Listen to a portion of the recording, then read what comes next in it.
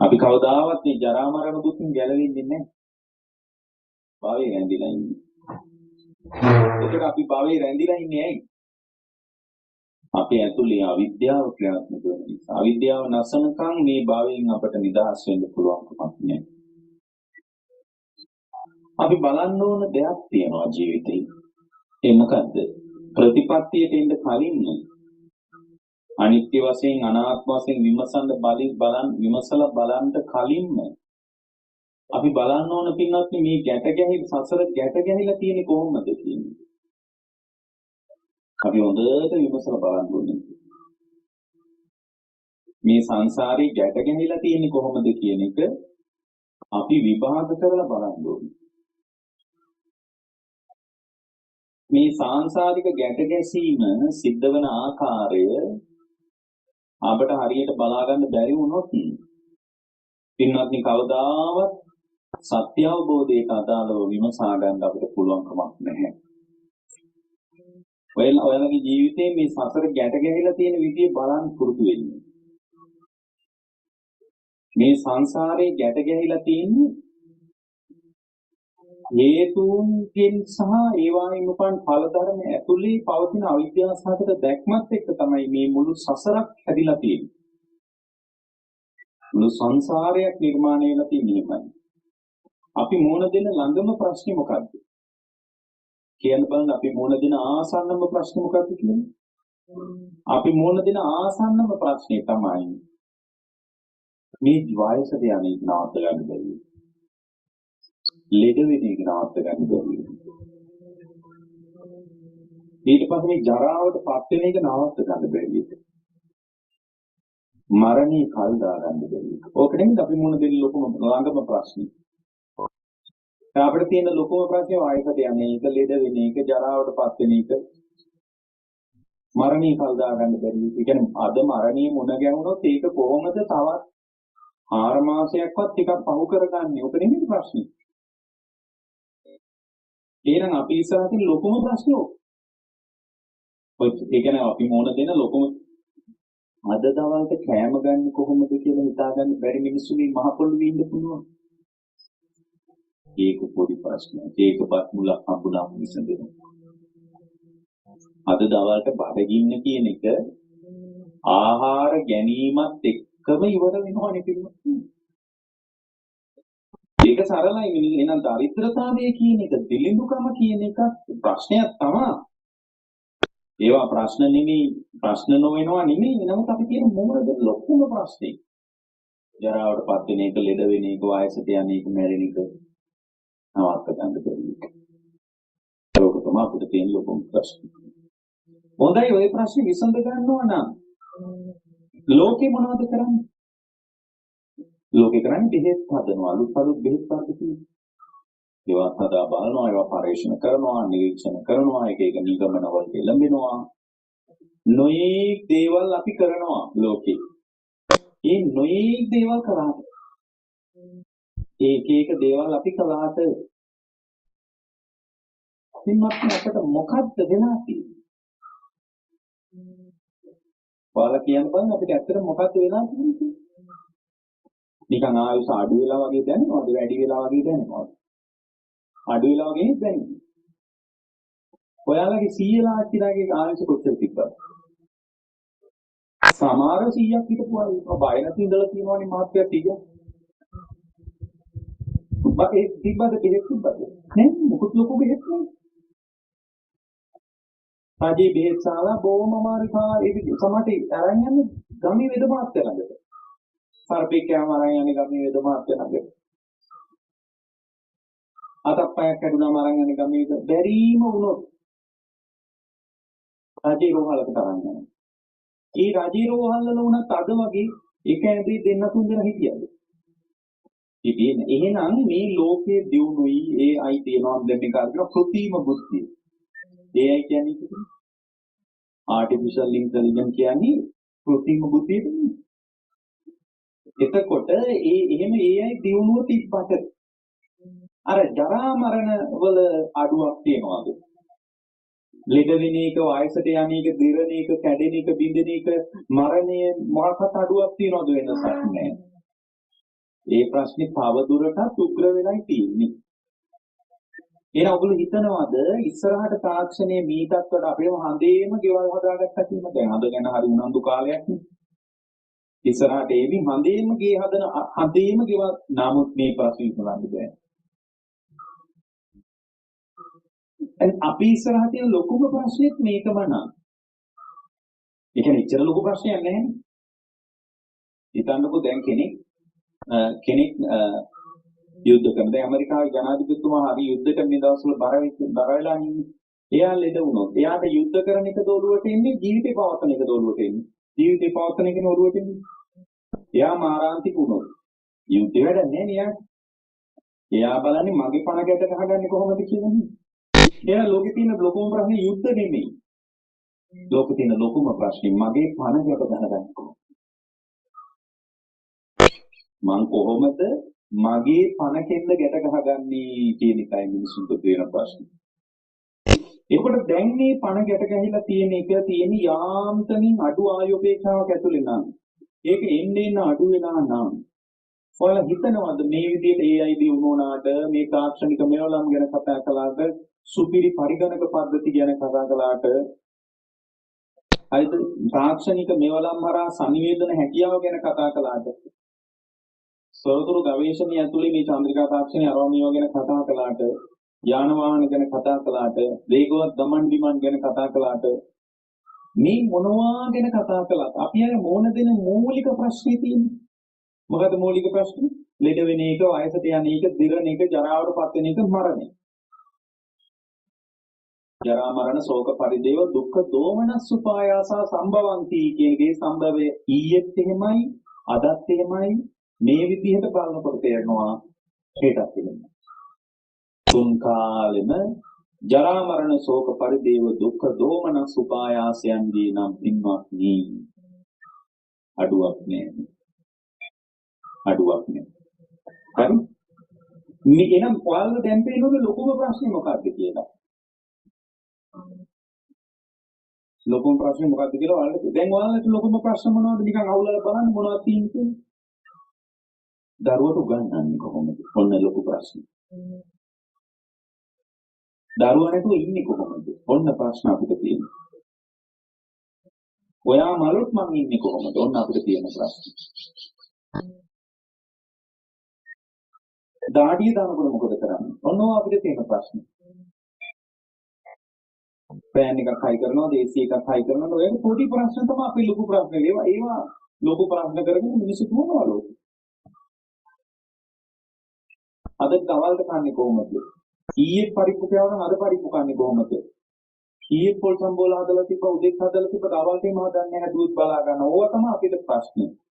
නමුත් ඔය එකක්වත් ප්‍රශ්න විදියට දකින්නේ නැතුව ඔය පින්නතුන්ලා දකින්න ප්‍රශ්නේ මොකක්ද? ජරා මරණ ශෝක පරිදේව දුක්ඛ දෝමනස් උපායාස සම්භවಂತಿ. මා ඉදිරියේ පවතින බැරෑරුම්ම ප්‍රශ්නයි. බරපතලම ප්‍රශ්න. ඕක දරුවන්ට පවා උගන්වන්න පුඩි කාන්ද මේක ලොකු වුණාන් පස්සේ යන්නේ නැහැ ඔළුවට. දරුවෙක් වැඩි හිටියෙක් වුණාට පස්සේ කිව්වට කම බැරන්නේ පොඩි කාලේ ඉඳලා තියෙන පුතේ ඔයා දන්නවද? අපිට තියෙන ලොකුම ප්‍රශ්නේ මොකක්ද කියලා දන්නවද පුතේ? දන්නේ. වයසට යන එක නවත්ත ගන්න බැරි. මේ බලන්න මන් දින මමත් ඔයා වගේ ඒ පොඩි ළමයෙකු කියන්න පුළුවන් ක්‍රමයක් තියෙනවා. පුංචි පොඩි අයට කියන ක්‍රමයක් තියෙනවා. ඔයා වගේම කාලයක අම්මටත් තිබ්බා පුතේ. අම්මට වගේම කාලයක ආච්චිටත් තිබ්බා. ආච්චි දිහා බලන්න. ආච්චිගේ කොණ්ඩේ ඉඳලා අම්මගේ කොණ්ඩේ ඉඳලා නෑ තාම. ඔයා දන්නවද? අම්මගේ කොණ්ඩෙත් ළඟදී ඔය ආච්චිගේ කොණ්ඩේ වගේ ඉන්න. අම්මගේ හැම ආච්චිගේ වගේ වෙනවා. අම්මගේ කටත් ආච්චිගේ වගේ වෙනවා. බලන්න ආච්චිගේ කටේ දත් අඩුයි. අම්මටත් ඕක වෙනවා. ඔයා දන්නවද? ඔයත් දවසක අම්මා වගේ වෙනවා. ඔයත් දවසක ආච්චි වගේ වෙනවා. ඔයත් දවසක අම්මා වගේ වෙනකොට ආච්චි වගේ වෙනකොට ඔයාට පුතේ හිත ගන්න බෑ. කෑම කෑවහම ඒව දිරවන්නේ. පොඩි සෙම වලට උත්සන්න වෙන කෑමක් කෑවත් සෙම ඇවිස්සලා. ඔයා අද හොඳට හයියට දුවලා පැනලා නටලා කරලා සෙල්ලම් කරලා හිටියද පුතේ ළඟදී ඔයාටත් මේ වගේ කයක් හම්බ වෙනවා. ඒ නිසා පුතේ මේ ලෙඩ වෙන්නේ කයක් ඔයාට තියෙන්නේ. දිරණ කයක් ඔයාට තියෙන්නේ. ජීවිත ක්‍රමානුකූලව මිය යන කයක් ඔයාට තියෙනවා. ඉපදිච්ච දවසේ ඉඳලම පුතේ ඔයාටයි අම්මටයි ආච්චිටයි තාත්තටයි ඔක්කොටම වෙලා තියෙන්නේ. මරණේ පැත්තට ක්‍රමානුකූලව පියවරින් පියවරට යන්න. ජීවිතේ පැත්තට යන්න නෙවෙයි. අපිට සිද්ධ වෙලා තියෙන මොන පැත්තට යන්නද? මරණේ පැත්තට යන්න. ඒ නිසා පුතේ ජාති ජරා මරණ ශෝක පරිදේව දුක්ඛ දෝමනස් උපායාසයෙන් ඔයත් නිදහස් නෑ. අම්මා නිදහස් නෑ. තාත්තා නිදහස් නෑ. ආච්චිත් නිදහස් නෑ. සීයාත් නිදහස් නෑ. ලෝකේ කවුරුත් නිදහස් නෑ. ඒ වුණාට පුතේ දන්නවද? බලන්න පොඩි ළමයෙකුට තියෙන රටාව. ඒ වුණාට දන්නවද? මේ ලෝකේ පහළ වුණා බුදුරජාණන් වහන්සේ. මෙයාට ශ්‍රද්ධාව උපදිනවා ලොකු. ඒ ශ්‍රද්ධාව නෙමෙයි. ඒකනේ Facebook එකේ විකාර ලියනවා, ගරහනවා, බුදුරජාණන්ට ගරහනවා, ධර්මයට ගරහනවා. මම කියන්නේ සමාජ සංගයයට නම් ඒ කියන්නේ ගරහන එක සාධාරණීකරණය කරන්න පුළුවන් කියලා හිතනවා මිනිස්සු. කවදාවත් ගරහන්න එපා සංගයයට. බුදුරජාණන්ට ගරහන්න කොහොමද? සමහර අය ඉන්නෝනේ බුදුරජාණන්ට ගරහන අය. මේ පැවිද්දෝ ඉන්නෝනේ බුදුරජාණන්ට ගරහන අය. කතා කරන්නේ බුදුන් කියලා. එයාගේ නිකන් වැඩිමහල් සහෝදරයා වගේ බුදුරජාණන්ට කතා කරන්නේ. සමහර අය ඉන්නවා එයා බුදුරජාණන් වහන්සේගෙත් එයා වැඩිමහල් සහෝදරයා වගේ එයා කතා කරන්නේ. බුදුන් කියලා කතා. අවදාවත් ශාස්ත්‍රීය ගෞරවය නෑ නේද? ඒ පවුල තියාගන්නේ. බුදුරජාණන් වහන්සේගේ නාමයෙන් සරණ ගිය මිනිහෙක් ඉන්න දෙවියෙක්වත් ඒ මිනිහා දිහා නම් හැකියාව බලන්න. ඔයාලා දෙවියන්ගේ ආශිර්වාදය ඕන නම් පූජා වට්ටිය අරන් හතර වටේට කරකෙන්න එපා. හොඳට ශ්‍රද්ධාව හදන්න.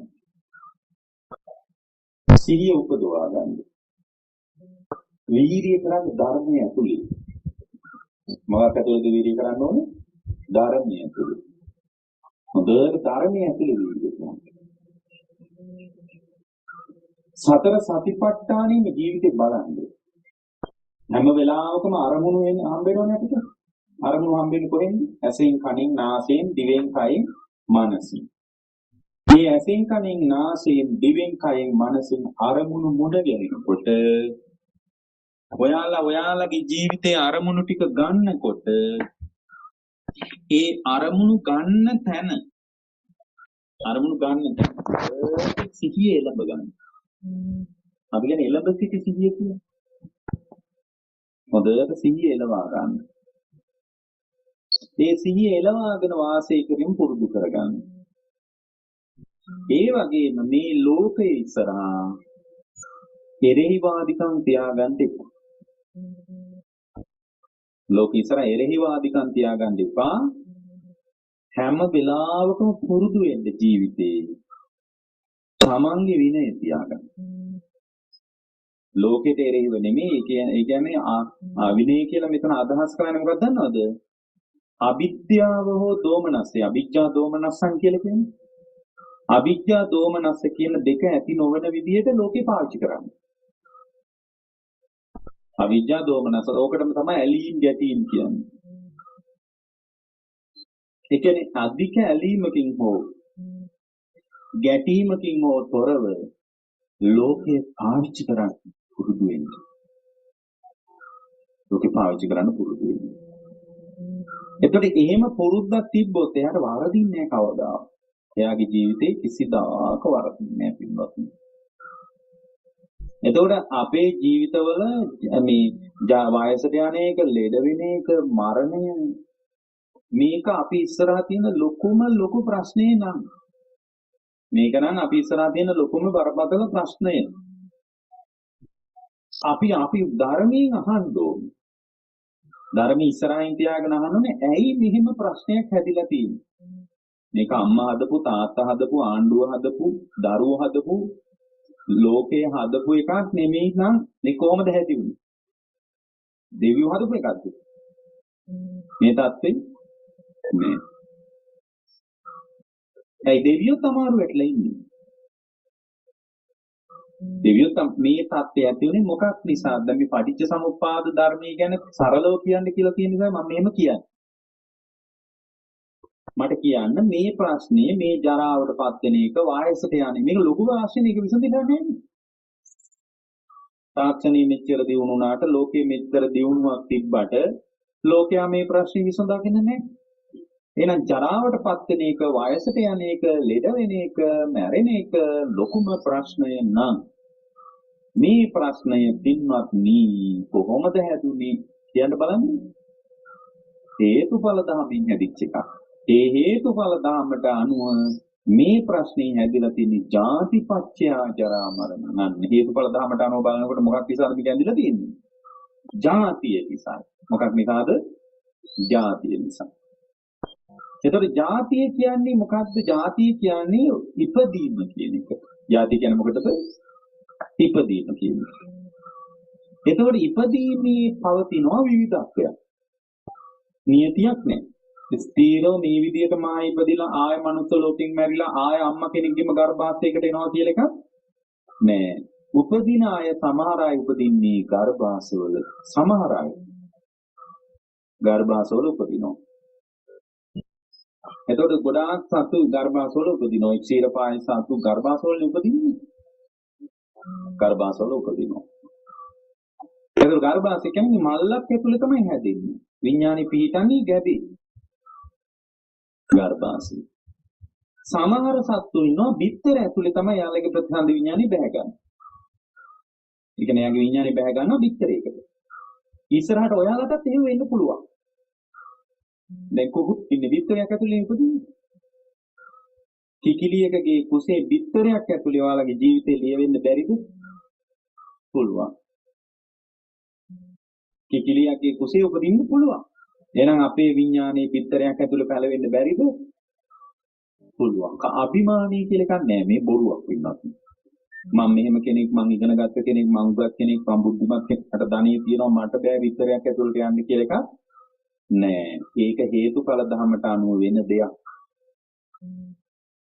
තවත් සමහර සත්තු ඉන්නවා කුණු ගොඩවල් වල එහෙම උපදිනවා.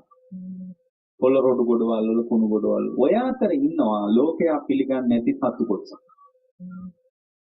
ලෝකෙ පිළිගන්නේ නැති සත්ව කොටාසයක් ඉන්නවා. ඒ සත්ව කොටාසයට අපි කියන්නේ ඕපපාතික සත්තු කියලා. අන්නජ ජලාබුජ සංසේදජ ඕපපාතික. සමහර සත්තු ඉන්නවා ඕපපාතිකව තමයි උපදින්නේ. ඒතර ඒ ඕපපාතික උපදිනාට ඒගොල්ලෝ මේ මව කුසක උපදිනවා වගේ නෙමෙයි. දැන් නිරේ සත්වයක උපදින්නේ කොහමද? ඕපපාතික. ඒ කියන්නේ ඕපපාතික සතු පහළ වෙන එකයි වෙන්නේ. කර්මයට අදාළව පහළ වෙනවා. දැන් නිරේ සමහර නිරසත් ඉන්න පහළ වෙනකොට මේ විදිහටමයි පහළ වෙන්නේ. දැන් උදාහරණයකට දැන් හිතන්නකෝ භික්ෂුවක් නිරේට යනවා කියන්නේ. මේ නිරේට යනකොට එයාගේ ස්වභාවය ඒ අන්තිම වශයෙන් එයාගේ තිබුණු කයේ ගතේ ස්වභාවය තමයි නිරේට යනකොට තියෙන්නේ. ඒක මේ සම්පූර්ණයෙන් මේ හැම මස්ලේ නහර ඇට මිදුළු වලින් හැදිච්ච කයක් නෙමෙයි. ඒක ඉබේ පහළ වෙන්නේ. ඒ ඉබේ පහළ වුණාට දුකේ නම් අඩුවක් නැහැ. ඉබේ පහළ වුණා කියලා දුක නම් කවදාවත් අඩු වෙන්නේ නැහැ. ඒයි බලන්නකො පින්නත් මේ හීනයක් පේනකොට ඔයාලට හීන පේනව නේද? හීන පේනකොට ඒක ඒ හීන පේන එක නවත්ත ගන්න පුළුවන්ද? හීනයක් සාමාන්‍ය මිනිහෙකුට පේනකොට ඒ පේන හීනේ නවත්ත ගන්න බෑනේ. දැන් හීනෙන් පේනවා මේ සතුරු ආක්‍රමණයක්. ඒක ඇත්තම වගේනේ දැනෙන්නේ. අවදි වුණාට පස්සේනේ තේරෙන්නේ අනේ මේ දැකලා තියෙන හීනයක් නේ කියලා. ඒතර හීනේ පේනකොට හීනේ ඇතුලේ ඇත්තම විදියට තමයි ඒක Tamanට ප්‍රකට වෙන්නේ නේ. අන්න ඒ වගේ වෙනවා. මේ සමහර ඕපපාතික සතුන්ගේ කතා ඇතුලේ දුක ඒ විදියටම විඳිනවා. දුකේ කිසිම අඩුවක් නැහැ. එතන මේ සත්‍යය උපදිනකොට විවිධ විදියට උපදිනවා. සමහර අය උපදිනවා ගර්භාෂවල, සමහර අය උපදිනවා බිත්තරවල, සමහර අය කුණු රොඩු ගොඩවල් වල උපදිනවා, සමහර පණු වර්ගකින්, සමහර අය උපපාතික උපදිනවා. දුකේ අඩුවක් නැහැ කොහොම ඉපදුනා. දුකේ අඩුවක් නැහැ. එතකොට උපදින තැන අනුව තමයි අර ජරා මරණ ශෝක පරිදේව දුක්ඛ දෝමන සුපායසෙන් තීරණය වෙන්නේ. සමහර අපි නෝ බල්ලෙක් විදියට උපදිනවා. එතකොට ආයුෂ තියෙන්නේ සාමාන්‍යයෙන් 8ක් 10ක් 12ක්. සමහර ඉන්නවා මේ ওই කුණු ගොඩවල් වල උපදින සත්තු ඉන්නවා. සමහර සත්තුන්ගේ ජීවිත දවස් 3යි. දවස් 3කින් ජීවිතය අතහැරෙනවා. මනුස්ස ලෝකෙ ඉපදෙනවා. ගර්භාෂයක අවුරුදු 75. නමුත් ඒ 75 ඇතුළත අපි කොහොමද හිතන්නේ? මට ඕන විදිහට පාලනය කරන්න පුළුවන්. මෙහි මට ඕන විදිහට වැඩ කෙරෙන්නේ. මේ අවුරුදු 75 කල පොඩි කාලෙකට මේ තීරණය කරලා ආපු ගමනකුත් නෙමෙයි. කර්මී විසින් උපද්දවපු කර්මී විසින් පවතින කර්මී නිරුද්ධ වෙනකොට නිරුද්ධ වී යන අධිපති බව කර්මයේ තියාගෙන අධිපති බව මොකේද තියෙන්නේ? කර්මී. ඒතකොට කර්මී අධිපති බව තියාගෙන සමහර මිනිසුන්ගේ ජීවිතේ දිහා බලන්න පුළුවන් නේ. එයා පාලනය කරගෙන ඉන්නේ ගෙදර. බලන සමහර ගෙවල් වල මහත්වරු ඉන්නවා. පාලනය කරගෙන ඉන්නේ ගෙදර. මෙහෙ මට ඕන විදිහටයි වැඩ කෙරෙන්නේ. මිනිහ ඕන විදිහට වැඩ කරන්න බෑ කියලා නිකන් අධිපති බව පතුරවගෙන අනේ පින්වත් මේ ලෝකේ කොහොමද එහෙම පාලනය කරන්නේ? පින්වත් ඔයගොල්ලෝ දාර පටිච්ච සමුප්පාදයේ දන්නවා නම් ඔයාලා කවදාවත් බිරිඳවත් පාලනය කරන්න යන්නේ. ස්වාමියාවත් පාලනය කරන්න යන්නේ. දරුවවත් පාලනය කරන්න යන්නේ. යුතුයකම් ටික කරලා, වාගකීම් ටික කරලා යා හෙමීට ඇඟ අයින් කරගන්න. එයාට උවමනාව තියෙන්නේ තවත් මේ ලෝකෙට නැවි සදාතනිකව සංසිඳෙන්නයි යාට ඕනේ. එයාට වෙන දෙයකට නෙමෙයි උවමනාව තියෙන්නේ. එයාට උවමනාව තියෙන්නේ සදාතනිකව සංසිඳෙන්න තියෙනවා. සංසිඳීමයි යාගේ අර්ථය. ඉතින් පින්වත් මේ විදිහට ජීවිතේ පාලන කොට ඔයාලට තේරෙවි, ඔයාලට දැනෙවි, ඔයාලට පෙනේවි. එහෙනම් මේ ජරා මරණ දුක තීරණය වෙන්නේ ඒ උපදින තැනට සාපේක්ෂව. සමහර අයට මරණයේ දවස් දෙකකිනුත් හම්බ වෙනවා. සමහර අයට අවුරුදු 10කිනුත් හම්බ වෙනවා. සමහර අවුරුදු 20කිනුත් හම්බ වෙනවා. සමහර මේ මනුස්ස ලෝකෙ ඉපදුනොත් අවුරුදු 75කිනුත් හැබැයි උපරිම කාලේ. දැන් මේ විදිහට සත්‍යයේ උපදින්නේ ඇයි? ඔය જાතියනේ. මොකක් නිසාද උපදින්නේ? භවපත්‍යා ජාති. විපාක පිණිස කර්ම රැස්වීම නිසා ඉපදිලා තියෙන්නේ. මොකක් නිසාද ඉපදිලා තියෙන්නේ? විපාක පිණිස කර්ම රැස් වෙලා නිසා ඉපදිලා තියෙන්නේ. වෙන දෙයක් නිසා නෙමෙයි. එතකොට විපාක පිණිස කර්ම රැස් නොවුන් නැත්තම් විපාක පිණිස කර්ම රැස්ුන් නැත්නම් යා කවදාවත් උපදින්නේ නැහැ. යම් කෙනෙක් උපදින්නේ විපාක පිණිස කර්ම රැස්ුන්. එතකොට දැන් බුදුරජාණන් වහන්සේ අපට අනුදැන වදාලා යම් කෙනෙක් උපදින්නේ භවපච්චය ජාති විපාක පිණිස කර්ම රැස්ුන් නිසා. ඒ කියන්නේ දැන් යක් කෙනෙක්ගේ උපදින්න අදාළ ශක්තිය මොකද්ද? කර්මය. යම් කෙනෙක්ගේ උපදින්න බලපාන ප්‍රධාන ශක්තිය තමයි කර්ම. අපි මේ අපිට ඕන විදිහට පාලනය කරන්න හැදුවට පින්නත් කවදාවත් ඒක අපිට ඕන විදිහට පාලනය කරන්න බෑ. කාටවත් අපිට ඕන විදිහට මේක පාලනය කරන්න බෑ.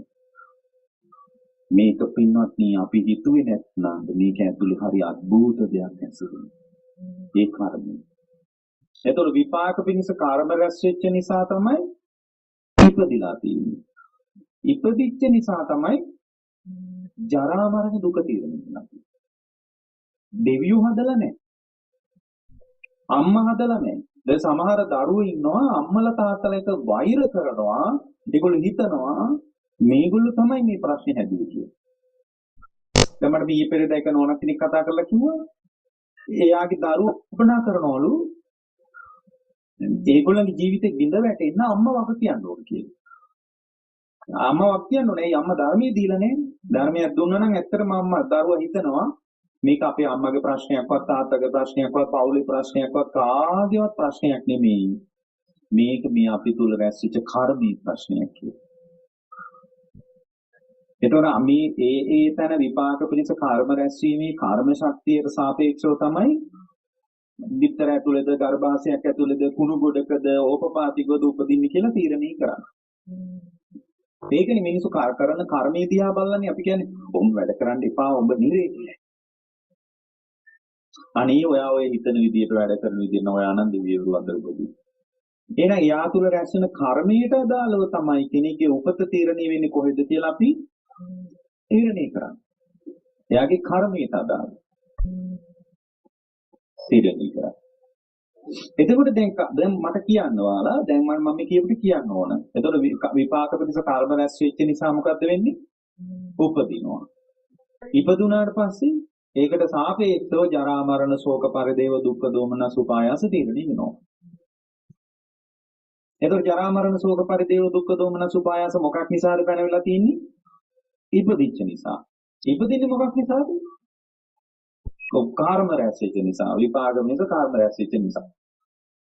හොඳයි මට කියන්න. එතකොට දැන් මේක අපේ අම්මා කරපු තාත්තා කරපු ආණ්ඩුව කරපු කවුරුත් කරපු දෙවියෝ කරපු ප්‍රශ්නයක් නෙමෙයි. තමත් ඒ කර්ම රැස් කරේ තමන්නේ. ඒ කියන්නේ මම රැස් කරපු කර්මයට දරුවෝ විඳවන්නේ. දරුවෝ රැස් කරපු කර්මයට අම්මා විඳවන්නේ. එහෙනම් තමන්ගේ කර්මයේ උරුමය තමන්ටයි තියෙන්නේ. ඒක ලෝකේ ධර්මයක්. තමන් රැස් කරපු කර්මයේ උරුමය තියෙන කාටද? තමන්ට. ඒක ලෝකේ කාටවත් තියෙන එකක් නෙමෙයි. එතන මේ විපාක පිණිස යම් තැනක කර්ම රැස් වෙන්නේ. විපාක පිණිස යම් තැනක කර්ම රැස් වෙන්නේ. හොඳ සිහින් අහන්න ඕනේ. දැන් මම ආය අහුවම කියාගන්න බැරිද? විපාක පිණිස යම් තැනක කර්ම රැස් වෙන්නේ මොකක් නිසාද? උපාදාන පත්‍ය භව. මේ සිත බැඳුනාමයි කර්ම රැස් වෙන්නේ. අපේ මේ හිත තියෙන්නේ මේ සිත බැඳිච්ච තැන්වල කර්ම රැස් වෙන්නේ. ඒක බැඳෙන්නේ ගතින් නෙමෙයි. කෙනෙක් බැඳෙන්නේ සිතින්. අපි බැඳෙන්නේ කොහොමද පින්වත්නි? සිතින්. ඒතර සිතින් බැඳුනාම තමයි පින්වත්නි අපි දුල කර්ම රැස් වෙන්නේ. හොඳට බලන්න නොබැඳිච්ච ඒවා අපිට අතහැරෙනවද නැද්ද? අතහැරෙනවා. දැන් ඔයාලා මේ මේසෙට බැඳින්නේ නැහැ. මේ මේක කොච්චර වටිනා එකක් වුණත් ඔයාලා මේ බණ අහද්දි මේ මේක පේන්නේ නැද්ද ඔයාලට? පේනවා. මේකට බැඳින්නේ නැහැ. ඒකට ඔයාලා ගෙදර යන්න හිතෙන්නේ. අර මේකේ හොඳට තියනවද දන්නේ නැහැ නේද කියලා ඔයාලට ගෙදර ගිහින් මේ ප්‍රශ්න හොල් කරලා හිතෙන්නේ. මේක අතහැරිලා යනවා.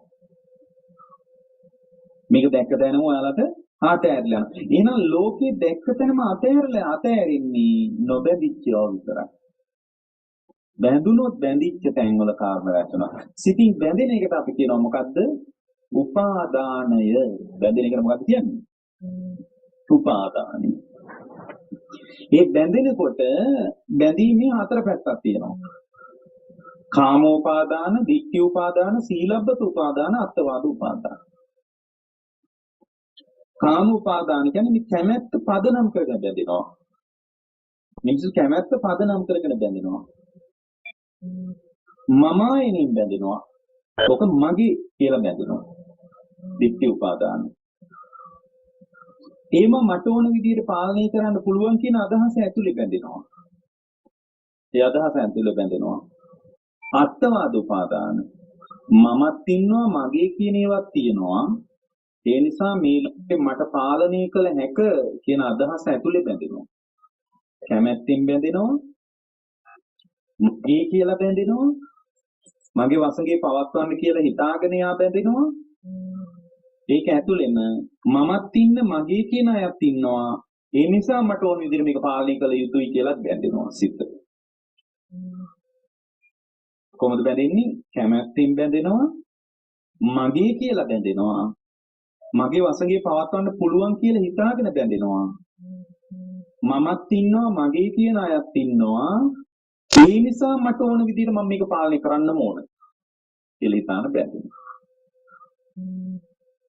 ආයෙත් කියන්නේ කැමැත්තෙන් බැඳෙනවා මගේ කියලා බැඳෙනවා මට ඕන විදිහට පාලනය කරන්න ඕන කියලා බැඳෙනවා මමත් ඉන්න මගේ කියන අයත් ඉන්න මට්ටමට ලෝකේ අල්ලගෙන ඒ නිසා මම මේක පාලනය කරන්න ඕන වෙන දෙයක් නිසා නෙමෙයි මමත් ඉන්නවා මගේ දරුවත් ඉන්නවා ඒ නිසා මගේ දරුවාට ඉඩම් තියෙන්න ඕන කුඹුරු තියෙන්න ඕන ගෙවල් තියෙන්න ඕන දොරවල් තියෙන්න ඕන මගේ යුතුයකම් ඒවා ඒ නිසා මම මේවා පාලනය කරන්න ඕන එක මිනිහෙකුට මේ පැත්තේ පප්පා ගන්න දෙන්නේ නැහැ මේ බලන්න අපිට මේවට ඔප්පු තිරා අප්පු තියෙනවා මේවට තියෙනවා අපේ මේ බලන්න අපේ ඊට කඩම් දෙක මේවා මේ අවුරුදු ගානක් પરම්පරා බුද්ධි අපේ අරවා මේවා කියලා පොස්ගස් වලට පොල් ගස් වලට එක්ක හැපි වැටවල් ගදලා රණ්ඩු වෙවි බැඳිලා යනවා ඔය විදිහට බැඳිනකොට මොකද වෙන්නේ එයාගේ සිත බැඳෙනකොට භව කර්ම රැස් වෙනවා ඒ රණ්ඩු වෙන්නේ නේද එහෙනම් පොස්ගස් වලට බැඳුනම වැටෙන්නේ මැටමයි මේ තියෙනකොට ඒක එහාට දායිති මෙහාට දායිති කියලා හිතා ගන්න බැරුව බැඳෙනවා පොස්ගස් කොස් ගහට ඇල්ලිලා වාසය කරනවා. එහා පැත්තට කොස් ගෙඩියක් වැටුණොත් බලන්න.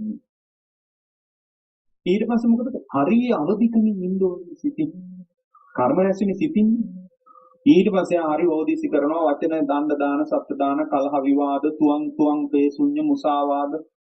ඒවා තමයි ඉතින් කර්ම. දඬුම් කුරු ගන්න හිතනවා, අවිය ආයුධ ගන්න හිතනවා, රණ්ඩු වෙන්න හිතනවා. මේවා පරම්පරාවෙන් අපිට කියලා මනින්න හිතනවා. ඊට පස්සේ ඒ පැත්තට මොනවා හරි කොස්කිඩියක් වැටුණත් ඒ කොස්කිඩිය පදනම් කරගෙන මරා ගන්න හිතෙනවා. බැඳිච්ච නිසා. මේ බලන්න සමහර එක පොල් ගෙඩියක් නිසා මිනිමරු කතා තියෙනලු. පොල් ගෙඩියක් රුපියල් 50කට ඒ පොල් ගෙඩියක්. කර්ම. බැඳුම් නැති තැන්වල කර්ම නැහැ පිටුනත්. හොඳට බලන්න. මේ දහත් වටි ඔයාලා කොච්චර මේ දහත් වටි ලස්සන වුණත් ඔයාලා දකින්නවා. ඔයාලගේ බැඳුම් නැත්තම් මේ දහත් වටි වලට ගෙනියන්න හිතෙන්නේ නැහැ. අහන්න හිතෙන්නේ නැහැ, හොයන්න හිතෙන්නේ නැහැ. බැඳුණු හොරෙන් හත් ගෙනියන්න හිතෙන්නේ. ඔය මිනිස්සු හොරකම් කරන්නේ බැඳිච්ච නිසා. හොරකම් කරනකොට කර්ම රැස් වෙනවා. එහෙනම් ලෝකේ බැඳුනා මේ මම මෙහෙම කියන්නේ වෙන මොකක්වත් නිසා නෙමෙයි. මේකේ තියෙන අනිත් සරලව පටිච්චසමුප්පාදය ගැන කියන්නේ. එතකොට සිත බැඳුනාම බැඳින්නේ කොහෙන්ද? කොහෙන්ද බැඳින්නේ? සිතින්. බැඳින්නේ කොහෙන්ද? සිතින්. සිතින් බැඳුනාම පින්වත්නි, සිතින් බැඳුනාම ඒ බැඳීම පදනම් කරගෙන ඔන්න සිතින් බැඳිලා යනවා. බැඳීම පදනම් කරගෙන එයා බැඳෙනවා කැමැත්තෙන් බැඳෙනවා, මගේ කියලා බැඳෙනවා, මගේ වසඟේ පැවැත්විය හැක කියලා බැඳෙනවා. මමත් ඉන්න මගේ කියන අයත් ඉන්න මට්ටමට ලෝකේ කියවාගෙන බැඳිලා යනවා. ඒ මට්ටමට බැඳුනාම උපාදාන පත්‍ය භව. එතකොට මොකද වෙන්නේ? කර්ම රැස් වෙනවා. කර්ම රැස් වෙනවා. නොමෙදිච්ච තැන් අතහැරෙනවා. මේ මිනිස්සු අතහැරලා දාලා වල ගෙදර යන්නේ. මේ කෝපේ කොච්චර වටිනා එකක් වුණත් අරන් යන්න ඉතින් අතහැරලා දාලා යන්නේ. එන වටිනාකමම නෙමෙයි. අතහැරලා දාන්න පුළුවන් නම් කර්ම රැස් වෙනවා. අපිට අතහැරලා දාන්න පුළුවන් නම් කවදාවත් එතන කර්ම රැස් වෙන්නේ නැහැ පින්වත්. අතහැරලා දාන්න පුළුවන් නම් කර්ම රැස් වෙන්නේ නැහැ. අතහැරලා දාන්න බැරි වුණාමයි කර්ම රැස් වෙන්නේ. ඒතර උපාදාන පත්‍ය භව බැඳුනාම කර්ම රැස් වෙනවා. කර්ම රැස් වෙනවා මොකද වෙන්නේ? ඔපත්‍ය ජාති ආන්න උපදින්න වෙනවා. ඒ උපදින්නේ නිරේත, പ്രേත ලෝකෙද, තිරිසන් ලෝකෙද, ගර්භාෂයක් ඇතුළේද, විතරයක් ඇතුළේද, කුණු ගොඩක් ඇතුළේද, ඕපපාතිකවද? ඒක ඔයාලට තීරණය කරන්න පුළුවන් එක. මේ ඔයාලා රැස් කරාපු කර්මයයි ඒක තීරණය කරන්නේ. ඒ උපදින විදිය අනුව ජාතිපත්‍ය ජරා මරණ අන්න. ජාතිය ප්‍රත්‍ය කරගෙන ජරා මරණ තීරණය වෙනවා. ඕක මේකනේ පින්වත්නි අපේ ජීවිතේ කතාව.